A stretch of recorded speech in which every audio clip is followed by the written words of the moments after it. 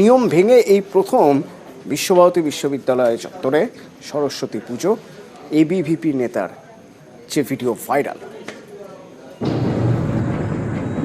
বিশ্বভারতী বিশ্ববিদ্যালয়ে মূর্তি পুজো হয় না, এটাই বরাবরের রীতি, এটাই নিয়ম। সেই নিয়ম ভেঙে এবছর সরস্বতী পুজো হয়েছে বিশ্বভারতী বিশ্ববিদ্যালয়ে। রবিবার বিশ্বভারতীর শান্তিশ্রী হস্টেলের গেস্ট রুমে সরস্বতী পুজো হয় বলে দাবি।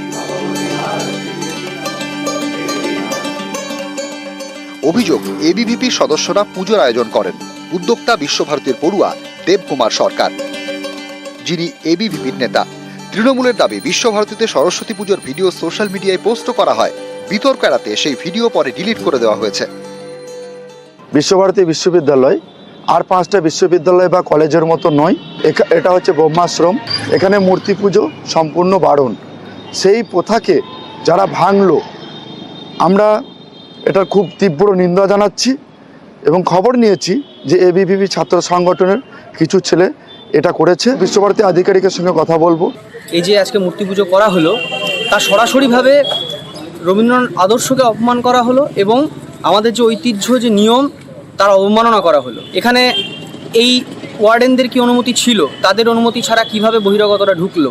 এবং এটা অবশ্যই শোনা যাচ্ছে যে এর পিছনে বিশেষ একটি রাজনৈতিক দলের যোগসাজশ রয়েছে। বিশ্বভারতীতে মূর্তি পুজো না হওয়ার পিছনে রয়েছে রাজা রামমোহন রায়ের ধর্ম সংস্কারের ইতিহাস। 1828 সালে কয়েকজন বন্ধুকে নিয়ে ব্রাহ্ম সমাজ চালু করেন রামমোহন রায়। শুরু করেন নিরাকার ব্রহ্মের উপাসনা।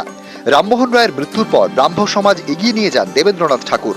তাঁর প্রতিষ্ঠিত বিশ্বভারতীও সেই পথে চলে, মূর্তি পুজো হয় না। সেই বিশ্বভারতীতেই এবার সরস্বতী পুজোর ভিডিও ঘিরে বিতর্ক। এটা ঠিক হচ্ছে বলবো না, কেননা যে ইনস্টিটিউশনে আমি পড়তে এসেছি তার নিয়মাবলীকে আমাকে মেনে চলতে হবে। সেই দিক থেকে শান্তিশ্রীতে পুজো করাটা ঠিক হয়নি। কোথাও কি রবীন্দ্র ভাবধারা বা দেবেন্দ্রনাথ ঠাকুরের যে ভাবধারা, সেখানে কি ক্ষুণ্ণ হচ্ছে বলে মনে হচ্ছে? সেটা হচ্ছে বলেই তো কথাটা উঠছে। তারা তো মূর্তি পুজো করতে চাননি।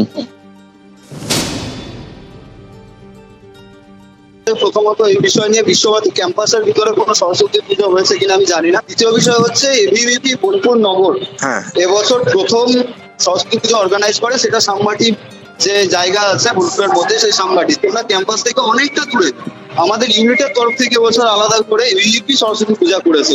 যদি শান্তিশ্রী বয়েজ হোস্টেলে কোনো সরস্বতী পুজো হয়ে থাকে, সেটা তাদের ব্যক্তিগত উদ্যোগে হয়ে থাকতে পারে, এর সঙ্গে সংগঠনের কোনো যোগাযোগ নেই। এ নিয়ে মুখ খুলতে নারাজ বিশ্বভারতী কর্তৃপক্ষ। বোলপুর থেকে ইন্দ্রজিৎ রুজ, নিউজ 18 বাংলা।